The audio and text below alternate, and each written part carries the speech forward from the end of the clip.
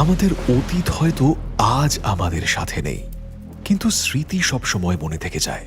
আর সেই স্মৃতি মধুর বা তিক্ত যাই হোক না কেন, আফসোস এটাই যে তার স্বাদও আমাদেরকেই গ্রহণ করতে হয়।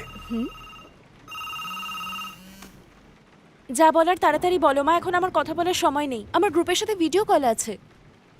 না হাই না হ্যালো, আমাদের হলিডে কেমন চলছে জিজ্ঞেসও করলি না। মা প্লিজ, আমি জানি তুমি আর বাবা একসাথে রয়েছো, নিশ্চয়ই এনজয় করছো। এখন আমি রাখছি, বাই। এই দাঁড়া দাঁড়া, ইন্দ্র, নূপুর আর স্মৃতিকে আমার তরফ থেকে হ্যালো বলিস। হ্যাঁ বাবা, বলে দেব। আচ্ছা মা, এখন রাখছি, আমাকে জয়েন করতে হবে এবার। রাখছি, হ্যাঁ, বাই। হাই। ওয়াও, ফাইনালি হ্যাঁ 4 মাস বাদে সবার মুখ দেখছি। হাউ আর ইউ গাইস, কি খবর তোদের? আর বলিস না, লাস্ট রিউনিয়নে কত মজা হয়েছিল। আমার আবার দেখা করতে ইচ্ছে করছে। এই সামাইরা, কি রে, কি হয়েছে কি তোর? রিউনিয়নের কথা শুনে এরকম রিঅ্যাক্ট করছিস কেন? গাইজ অ্যাকচুয়ালি আমার তোদেরকে কিছু বলার আছে। ও তাই নাকি, কি বলার আছে? ফাইনালি অস্ট্রেলিয়া যাচ্ছিস নাকি? হ্যাঁ আরে না না, মনে হয় অন্য গুড নিউজ আছে। তুই বিয়ে করছিস নাকি রে?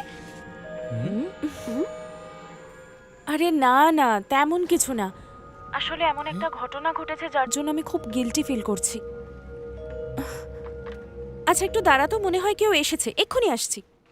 গাইস আমিও একটু আসছি। Nature's call, just 2 minute. হ্যাঁ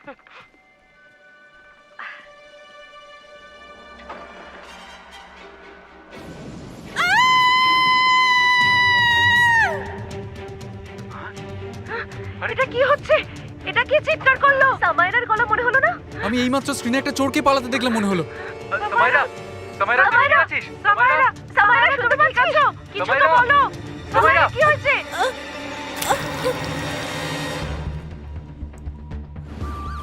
সবাই বলে ভিডিও কলস মানুষের মধ্যে দূরত্ব কমিয়ে দিয়েছে, কিন্তু আমার মনে হয় এতে শুধুই সামনাসামনি বসে কথা বলার একটা অনুভূতি হয় মাত্র। কারণ তখন কোনো একজনের সাথে যদি এরকম দুর্ঘটনা ঘটে যায়, তাহলে অন্য মানুষটি শুধুই অসহায় হয়ে তাকিয়ে থাকবে। স্যার, ভিকটিম 22 বছরের একটা মেয়ে, মাথায় ধারালো কোনো অস্ত্র দিয়ে আঘাত করেছে। মেয়েটা বেঁচে আছে, কিন্তু জ্ঞান ফেরেনি। সময় মতো হাসপাতালে নিয়ে যাওয়া হয়েছিল। তার মানে অ্যাটাকটা এখানেই হয়েছে। হ্যাঁ স্যার। আরে বাহ, নতুন চশমা। কে জানে কেন স্যার কোন আনন্দে দয়া গিফট করলো। পাওয়ার নেই এটাই, বলছিল আমাকে নাকি হেভি হ্যান্ডসাম লাগছে এটা পরে। আচ্ছা আমাকে একটা কথা বলো তো, মেয়েটা কি বাড়িতে একা ছিল? হ্যাঁ স্যার, মা বাবা তো আমেরিকায় গেছে ছুটি কাটাতে। ওনাদের খবর পাঠানো হয়েছে, চলে আসবেন তাড়াতাড়ি।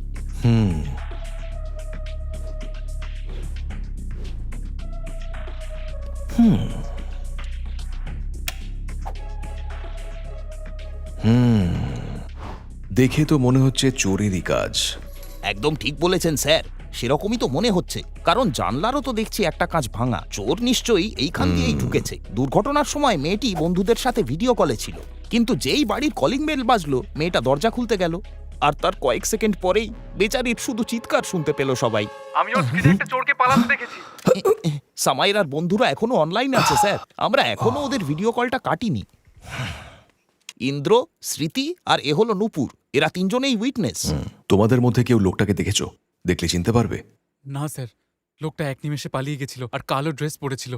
Sorry sir. No, that is okay. Sushil, bedroom থেকে বেরোনোর রাস্তাটা চেক করো, দেখো কোনো ক্লু পাওয়া যায় কিনা।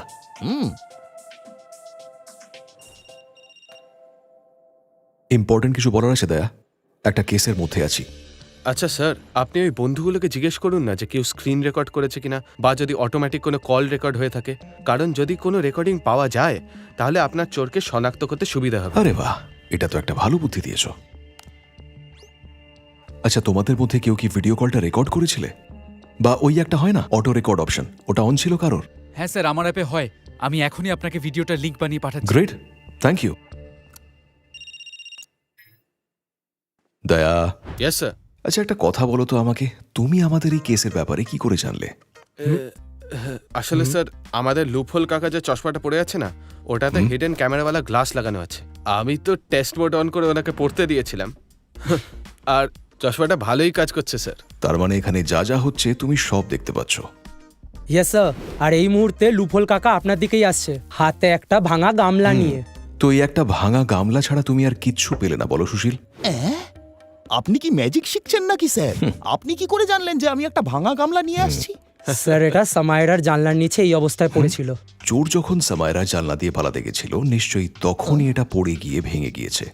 কিন্তু আপনি কি করে জানলেন যে আমি এই ভাঙা গামলাটা পেয়েছি, তাও আবার জানলার নিচ থেকে? কারণ তোমার নতুন চশমায় ক্যামেরা লাগানো আছে। ছেলেরা বাড়িতে বসে এই কেসের পুরো ইনভেস্টিগেশন দেখতে পাচ্ছে। যদিও সব জিনিস থেকে প্রতিবার তুমিই কোনো না কোনো ক্লু খুঁজে পাও, কিন্তু এইবার বাচ্চারা তোমায় হারিয়ে দিল।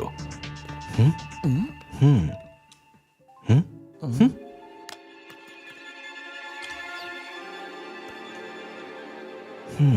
नेचर्स कॉल जस्ट 2 मिनट है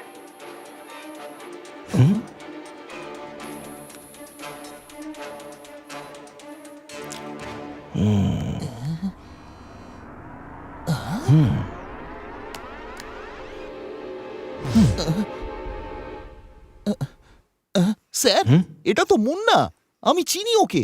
মাসে কম করে 2-3 বার তো আসবেই জেলের হাওয়া খেতে।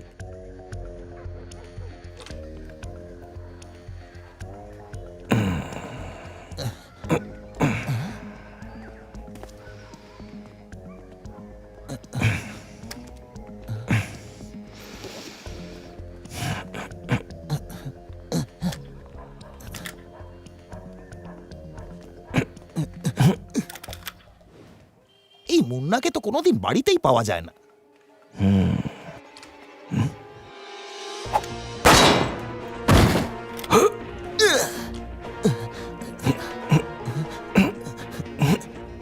মনে হচ্ছে পাখি উড়ে গেছে স্যার।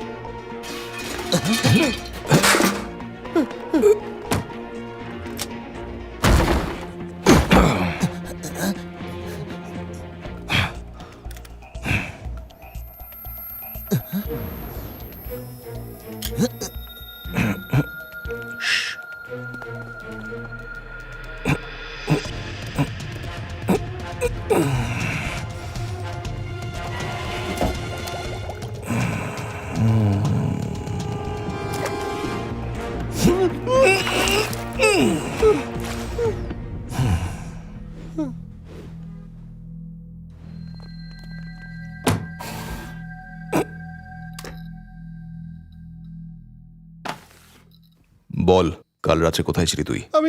আমি কিছু করিনি স্যার। তাহলে এটা কার ছবি? হ্যাঁ?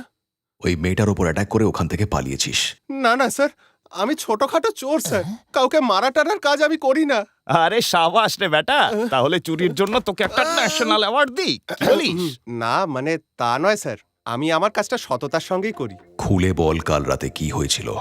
ওই বাড়িটার উপর অনেকদিন ধরেই আমার নজর ছিল। কাল ভাবলাম এক হাত মেরেই আসি। ওখানে পৌঁছানোর পর চেক করার জন্য আমি 2-3 বার দরজা ঠকঠক এই যে মুন্না সোনা, আমরা কি ঘাস খেয়ে বড় হয়েছি বলে মনে হয়? কোন চোর চুরি করতে গিয়ে দরজা ঠকঠক করে রে? কেউ যদি দরজা খুলে দিত তখন? আরে সেটাই তো দেখতাম, ভেতরে কেউ আছে নাকি। কেউ যখন খুললো না তখন আমি পেছনের জানলার একটা কাঁচ ভেঙে ভেতরে ঢুকলাম।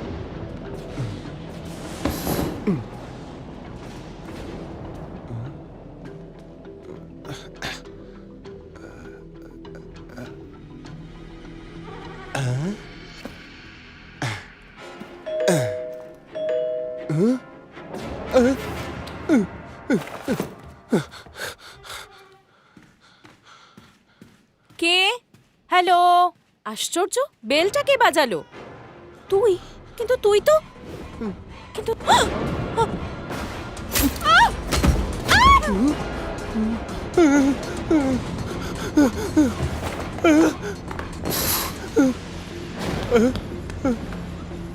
তখন তার হাত থেকে বাঁচার জন্য আমি পেছনের দরজা দিয়ে পালিয়ে গেলাম। আমাকে দেখতে পেলে ঝামেলায় পড়ে যেতাম স্যার। তুমি ওই আক্রমণকারীকে দেখেছো?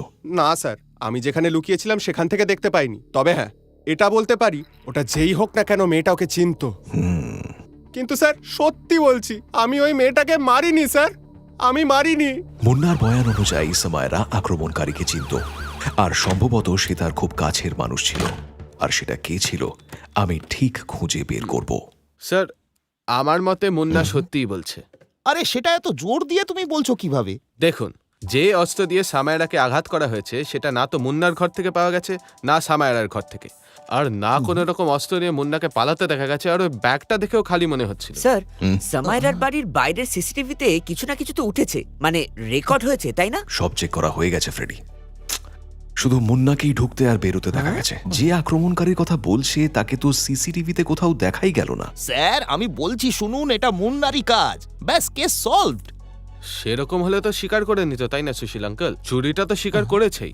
বলতে চাইছো কনফেশন? ঠিক বলেছো, একটা ক্রাইম কনফেশন করলো আরেকটা করলো না, তা আবার হয় নাকি? হ্যাঁ? না না, মুন্না মেয়েটাকে মারেনি।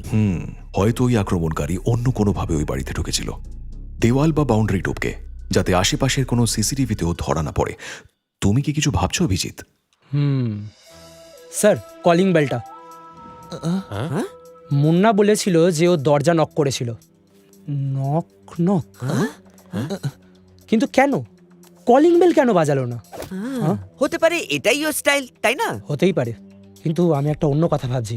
দয়া, সামাইরা যখন দরজা খোলার জন্য উঠেছিল তখন কিছু একটা বলছিল, তুমি ওইটুকু পার্টের অডিও এনহ্যান্স করতে পারবে? এক্ষুনি ক্র্যাক করছি ব্রো, কেন পারবো না? হ্যাঁ শিন্দে, লকআপে থাকা মুন্নাকে জিজ্ঞেস করো যে ও সামায়রার বাড়ির দরজা কেন নক করছিল, বেল কেন বাজায়নি। এক্ষুনি জিজ্ঞেস করে আমাকে বলো, আমি হোল্ডে আছি। আচ্ছা, হ্যাঁ ঠিক আছে, থ্যাংক ইউ। মুন্না বেল বাজিয়েছিল কিন্তু বাজেনি, আর সেই জন্য ও ভেতরে ঢোকার পর কলিং বেলের আওয়াজ শুনে চমকে গিয়েছিল। কারেক্ট, বেল শুনে সামাইরা একটু অবাকি হয়ে গেছিল। ক্র্যাক করে ফেলেছি ব্রো। আরে বেলটা বাজছে দেখছি, ভেবেছিলাম খারাপ হয়ে গেছে। সামাইরা আর মুন্না বলল যে কলিং বেলটা খারাপ ছিল, কিন্তু আক্রমণকারী তো বেল বাজিয়ে ভেতরে ঢুকেছিল। তুমি ঠিকই বলেছ অভিজিৎ, এখানে কিছু তো একটা গন্ডগোল আছেই। কলিং বেলের এই রহস্যের পিছনেই আমাদের এই কেসের আসল চাবিকাঠি লুকিয়ে আছে। তোমরা সবাই যাও, গিয়ে কলিং বেলটা চেক করো। ফটো পাজল সলভ করার জন্য প্রত্যেকটা টুকরো যতটা ইম্পর্টেন্ট, তার থেকেও বেশি ইম্পর্টেন্ট টুকরোগুলো ঠিক মতো জোড়া লাগানো। টুকরো আমি জুড়তে পারি, এখন শুধু হারিয়ে যাওয়ার টুকরোগুলো খুঁজে বের করতে হবে, ক্লু খুঁজে বের করতে হবে। ও বলেছিল বাড়িতে ঢোকার আরেকটা রাস্তা এদিকে হতে পারে। একটু ভালো করে দেখো তো ফেন্সটা কোথাও ভাঙা বা কাটা আছে কিনা।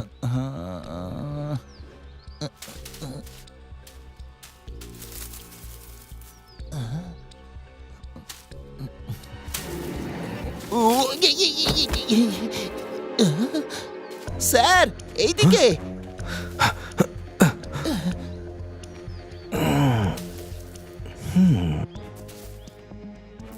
এ তো রক্ত, শুকিয়ে গেছে। আমাদের সন্দেহ ঠিকই ছিল, এটা সামায়রার রক্ত হতে পারে, বা হয়তো আক্রমণকারী এখান দিয়ে ঢোকার বা বেরোনোর সময় এখানে আটকে গেছিল। স্যার আমার মনে হচ্ছে এইটা দিয়েই মেরেছে, মারার পর যাওয়ার পথে এইখানে ফেলে গেছে।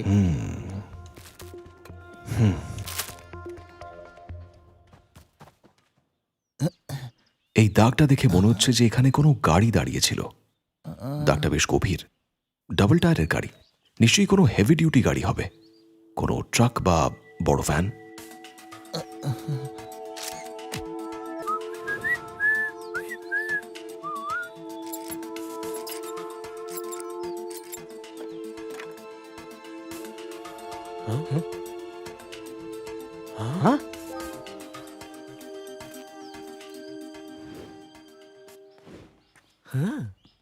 স্যার ক্র্যাক করে ফেলেছি।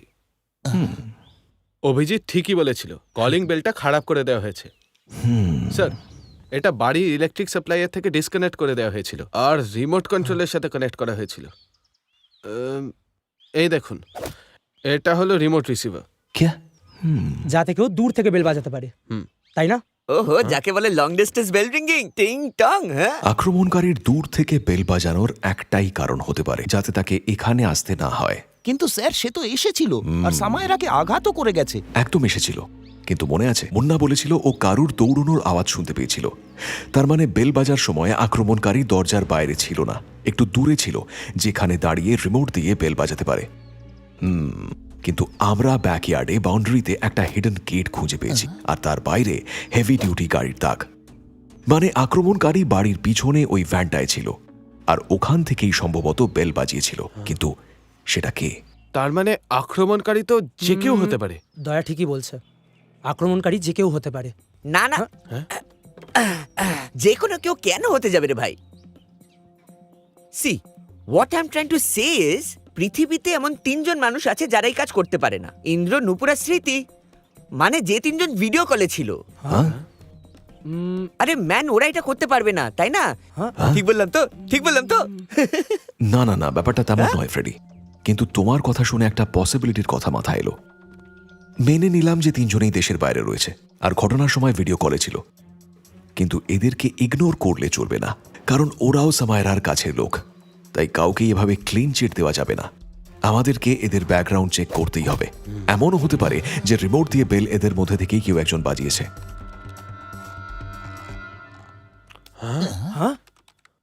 স্যার, এদের ফ্রেন্ড বুক আর জ্যাপগ্রামটা একবার দেখুন। ওদের একসাথে অনেক ফটো রয়েছে। সব কটায় 4 নয় 5 জন রয়েছে। ওদের আরেকটা বন্ধু রয়েছে, ধ্রুব। ট্যাগিং দেখে বুঝতে পারলাম স্যার। দেখুন, এই যে এখানে 4 মাস বাদে ধ্রুব হঠাৎ যেন উধাও হয়ে গেছে। কোথাও নেই স্যার। এমনকি ওদের রিউনিয়নের ছবিতেও নেই। মনে হয় ছেলেটা গ্রুপ থেকেই বেরিয়ে গেছে। গ্রুপ থেকে বেরিয়ে যাওয়াটাই হামলার কারণ নয় তো? স্যার আপনি চাপ নেবেন না, এই ধ্রুবর ঠিকুজি আমি বের করছি। স্যার, ধ্রুবর পক্ষে এটা করা সম্ভবই নয়। ও বেচারা কোমায় রয়েছে। 4 মাস আগে একটা গাড়ি ওকে ধাক্কা মেরেছিল। হিট অ্যান্ড রান কেস ছিল স্যার। আর তখন থেকেই ওর আর কোনো ফটো নেই। আর এবার ওরই একটা বন্ধুর ওপর অ্যাটাক হয় আর সেও কোমায় চলে যায়। 4 মাসের মধ্যে একই গ্রুপের 2 জন মানুষ কোমায় চলে গেল। একজন হিট অ্যান্ড রান কেসে আর আরেকজনকে তার বাড়িতে ঢুকে মারা হলো। কেন জানি না মনে হচ্ছে বাকি 3 জনের সাথে কথা বললে কোনো না কোনো হিন্ট নিশ্চয়ই পাওয়া যাবে। ওদের ভিডিও কলটা আরেকবার ভালো করে শুনতে হবে। দয়া, ভিডিও কলের ফুটেজটা আরেকবার চেক করবে প্লিজ? Sure sir.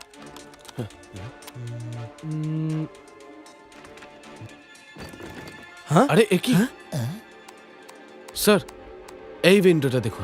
পেছনের ফ্রেমটা কেমন অদ্ভুত লাগছে। আরে বাস, বাড়িটা তো ডিস্কো করছে। ডিস্কো ডান্সিং বাড়ি নাকি ভাই? দয়া, এই ফুটেজটা আরেকবার রিভাইন্ড করো তো। ফ্রেডি, তুমি জানো না তুমি কতটা কাজের। Good job Freddy. ঠিক বুঝলাম না স্যার। আবার মনে হয় এটা কোনো বাড়ি নয়, একটা ভ্যানে বাড়ির সেটআপ। যখন গাড়ির দরজাটা বন্ধ করেছে নিশ্চয়ই তখনই এই মুভমেন্টটা হয়েছে। গাড়ির দরজা বন্ধ করার সময় গাড়িতে ঝোলানো জিনিসপত্র একটু হলেও নড়ে যায়। অর্থাৎ এই উইন্ডোতে যে মেয়েটা ছিল সেই মেয়েটাই আসল অপরাধী। কারেক্ট। এবার সব মিলে যাচ্ছে। মুন্নার স্টেটমেন্ট অনুযায়ী সামায়রা আক্রমণকারীকে চিনত আর তার রিমোট কন্ট্রোল দিয়েই কলিং বেল বাজানো হয়েছিল, তাও আবার ব্যাকইয়ার্ডে পার্ক করা গাড়িতে বসে। আর ঠিক সেই জন্যই ভিডিও কল ছেড়ে ওঠার পরেই পিছনের পেইন্টিংগুলো নড়ে উঠেছিল আর তার ঠিক পরেই সামায়রার ওপর অ্যাটাক হয়েছিল। কাজ হয়ে যাওয়ার পর আবার ভিডিও কলে জয়েন করে আর ওই গাড়িতে আর কেউ নয়, নূপুর বসেছিল। সমস্ত প্রমাণ এই দিকেই ইশারা করছে, কিন্তু আমাদের কাছে না আছে কোনো প্রমাণ, না ফিঙ্গারপ্রিন্ট আর না সিসিটিভি ফুটেজ। আমাদের ওকে হাতে নাতেই ধরতে হবে। এমন পরিস্থিতি তৈরি করতে হবে যাতে ও নিজের মুখে সব অপরাধ স্বীকার করে। কিন্তু কিভাবে স্যার? হতে পারে নূপুরের সাথে আরো কেউ জড়িত রয়েছে। আমি ইন্দ্র, নূপুর আর স্মৃতিকে মেসেজ করেছি যে সামায়রার জ্ঞান ফিরেছে আর কাল আমরা ওর স্টেটমেন্ট রেকর্ড করব। দেখা যাক হসপিটালে আগে কার পদধূলি পড়ে।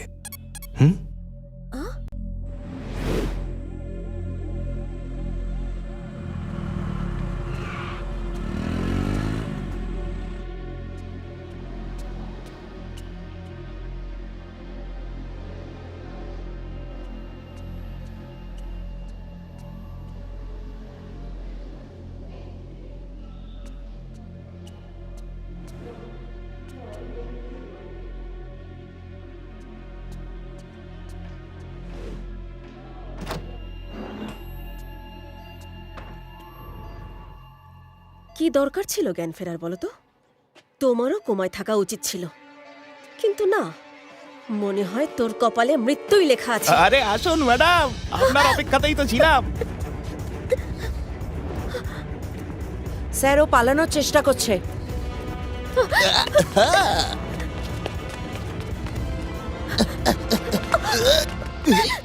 তুমি এখান থেকে পালাতে পারবে না নূপুর। বেরোনোর সব রাস্তা পুলিশ আটকে রেখেছে। You are under arrest. নাও, এবার বলা শুরু করো। ধ্রুবকে দিয়ে শুরু করা যাক নাকি? যেদিন ওর অ্যাক্সিডেন্ট হলো সেদিনই আমাদের এনগেজমেন্ট হয়েছিল। আমি এই কথাটা কাউকে বলার সুযোগও পাইনি। আমার বাবা মা বলল যতদিন ওর জ্ঞান না ফেরে আমি যেন খবরটা কাউকে না জানাই। আমি সারা দিন রাত হাসপাতালে কাটাতাম। ধ্রুব প্রাণে বেঁচে গিয়েছিল সেটা জেনে খুশি হয়েছিলাম, কিন্তু ওর জ্ঞান না ফেরাটা আমি কিছুতেই মানতে পারছিলাম না। একটা জীবন্ত লাশ হয়ে গিয়েছিল ধ্রুব। কিন্তু সামায়রা কেন? ওর কি অপরাধ ছিল? কারণ ধ্রুবর অ্যাক্সিডেন্ট হয় ওর গাড়িতেই, আর ও সেটা লুকিয়ে রেখেছিল। কিন্তু ওর ঘুমের ঘরে কথা বলার অভ্যাসের কারণে সব সত্যি জানতে পেরে যাই। রিউনিয়নে আমরা এক ঘরে ছিলাম, তখন সামায়রা ঘুমের ঘরে সব বলে দেয় যে কিভাবে ওর গাড়ি ধ্রুবকে ধাক্কা মেরেছিল, আর সেটাও পুলিশের সাথে সাথে আমাদের থেকেও লুকিয়ে রেখেছিল। আর তারপর তুমি এর প্রতিশোধ নেওয়ার প্ল্যান করলে, ওর বাড়িতে ওকে অ্যাটাক করলে।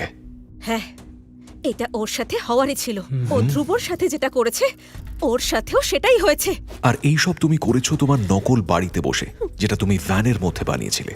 আর সেখান থেকেই ভিডিও কলে জয়েন করো, আর গাড়িটা তুমি ওর ব্যাকইয়ার্ড ফেন্সের কাছে পার্ক করেছিলে, যাতে রিমোট কন্ট্রোল দিয়ে তুমি ওর বাড়ির বেল বাজাতে পারো, আর সুযোগ বুঝে ফেন্সের দরজা দিয়ে ওর বাড়িতে ঢুকতে পারো, আর ধারালো অস্ত্র দিয়ে ওকে অ্যাটাক করে আবার ভিডিও কলে জয়েন করতে পারো। রিউনিয়নের পর তুমি আর দুবাইতে ফিরেই যাওনি। প্রতিশোধ নেওয়ার জন্য তুমি এখানেই ছিলে, আর সেটা করতে তুমি সফল হয়েছ। কিন্তু এটাতে সফল হওয়ার থেকে অনেক ভালো হতো যদি তোমার প্ল্যান বারবার ফেল হয়ে যেত। তাতে আরেকটা মেয়ের জীবন এভাবে নষ্ট হতো না। আমাদের মন অনেক সময় আমাদের মস্তিষ্ককে কবজা করে নেয়, আর আমরা আবেগের বশে এমন কিছু করে বসি যার ফলে আমরা আর স্বাভাবিক জীবনে ফিরে যেতে পারি না। কিন্তু অপরাধী নিজেকে যতই চালাক মনে করুক না কেন, শেষ পর্যন্ত আমার হাতে ধরা পড়তেই হবে। আমি ইন্সপেক্টর প্রদ্যুম্ন, CID।